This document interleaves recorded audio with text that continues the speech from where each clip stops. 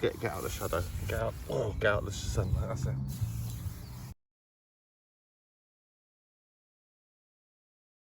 So we've driven across country a little bit. Jackie's over there chilling out. Look at this. May on the Heathland. Wow. The gorse at this time of year, stunning. But we're here looking for adders. If there's any sun, this little bit of Heathland, I don't think I've ever not found an adder, but until you found one, yeah, you get a bit despondent. You think, come on, this looks great. It's a bit hot on the ground, hot in the sun, but I'll have a mooch about and I'll show you anything if it sits still and if I find it. Well, it's 2 o'clock in the afternoon, hottest part of the day, and it is really hot, shockingly and suddenly hot. Probably struggling more than ever because it might just be too hot by now.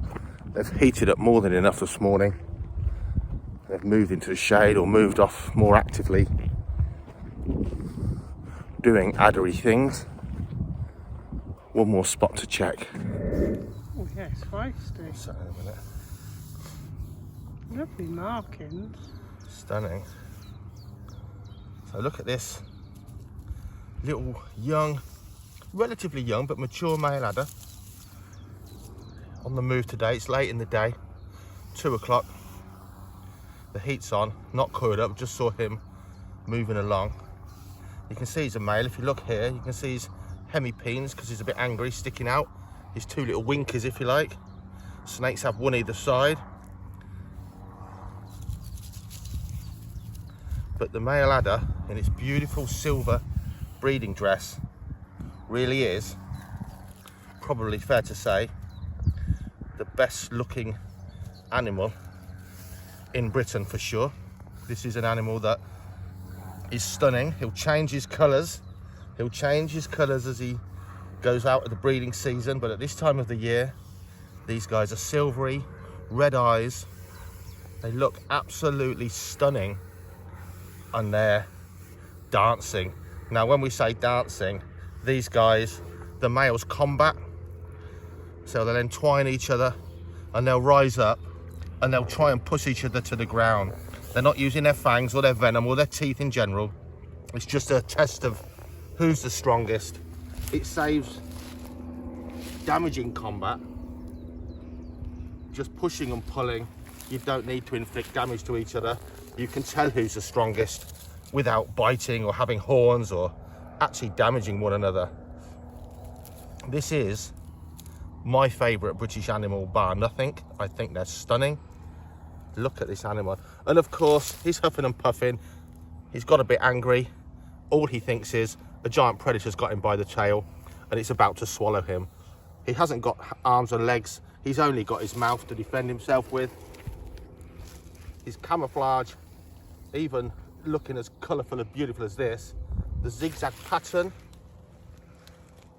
on the last year's dead bracken leaves absolutely destroys his outline. It makes these animals incredibly hard to see when they're curled up sunbathing. We're doing him no harm at all.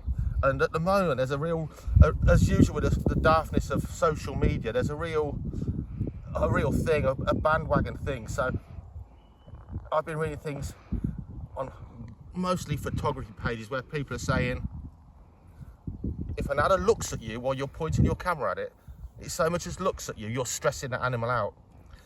And if you spook it and it goes back and retreats into the shade, it's almost life-threatening. You're stopping it getting that sun's energy. Well, in some of the localised spots where loads and loads of wildlife photographers know they're there, yeah, it probably is making those animals really reduce their sunbathing. You are disturbing them because it's so much pressure from wildlife photographers. Anyone else, if you see an adder, for goodness sake, stop, enjoy it. If it notices you and feels threatened and moves into the shade, it's going to be just fine. It won't need counselling. It's not going to die of stress. It's going to be absolutely fine. For goodness sake, stop and look at them and don't give them a hugely wide berth because you think you're going to stress them out. This animal's as stressed as an adder could get from a human not wanting to hurt it. It definitely has had a moment there where it thought it was going to be eaten for sure. It's going to be put back exactly where it came from. That is important. It has a trail, a scent trail. It knows its local area. If I dump it 50 meters over there, it's probably going to be quite lost from its actual range. But tailing an adder like this is not going to give it life-threatening stress whatsoever.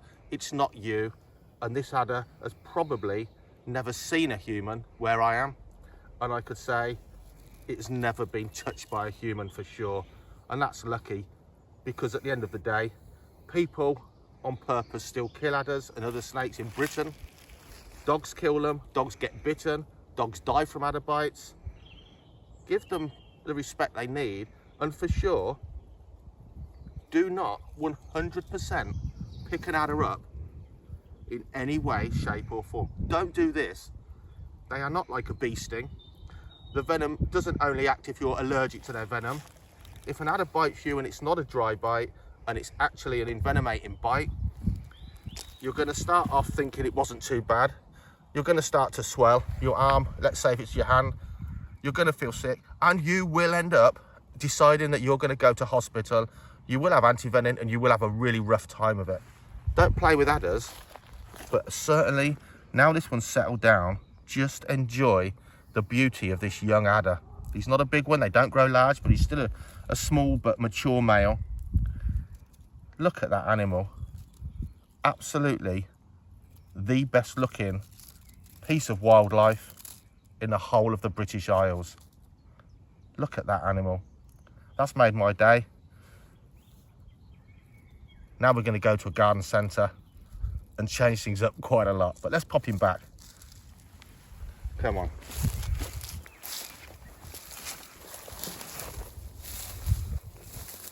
Ready? Go!